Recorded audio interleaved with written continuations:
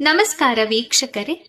ಗಂಡ ಹೇಳಿದ ಮಾತನ್ನ ಕೇಳ್ತಿಲ್ಲ ಅಂದ್ರೆ, ಗಂಡನಿಂದ ಸಮಸ್ಯೆಗಳಾಗ್ತಾ ಇದೆ, ಕಿರಿಕಿರಿಗಳು ಆಗ್ತಾ ಇದೆ, ಮನೆಯಲ್ಲಿ ನೆಮ್ಮದಿನೇ ಇಲ್ಲ, ಯಾವ್ದಾದ್ರೂ ಒಂದು ವಿಷಯಕ್ಕೆ ಪ್ರತಿದಿನ ಜಗಳಗಳನ್ನ ಮಾಡ್ತಾರೆ, ಜಗಳ ಆಗ್ತಾನೆ ಇರತ್ತೆ, ಗಂಡನಿಗೆ ಯಾವುದೇ ರೀತಿಯ ಜವಾಬ್ದಾರಿಗಳು ಇಲ್ಲ, ಹೀಗೆ ಸಂಸಾರದಲ್ಲಿ ಏನೇ ಸಮಸ್ಯೆಗಳನ್ನ ನೀವು ಎದುರಿಸ್ತಿದ್ರೆ ಖಂಡಿತ ಈ ತಂತ್ರವನ್ನ ಮಾಡಿ.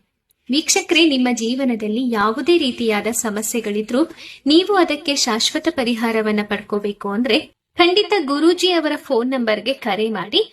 ಅವರು ನಿಮ್ಮ ಎಲ್ಲಾ ಸಮಸ್ಯೆಗಳಿಗೂ ಪರಿಹಾರ ಮಾಡಿಕೊಡ್ತಾರೆ. ಸ್ಕ್ರೀನ್ ಮೇಲೆ ಕಾಣ್ತಿರುವಂತಹ ಫೋನ್ ನಂಬರ್ಗೆ ಕರೆ ಮಾಡಿ ನಿಮ್ಮ ಸಮಸ್ಯೆಗಳಿಗೆ ಪರಿಹಾರ ಕಂಡುಕೊಳ್ಳಿ.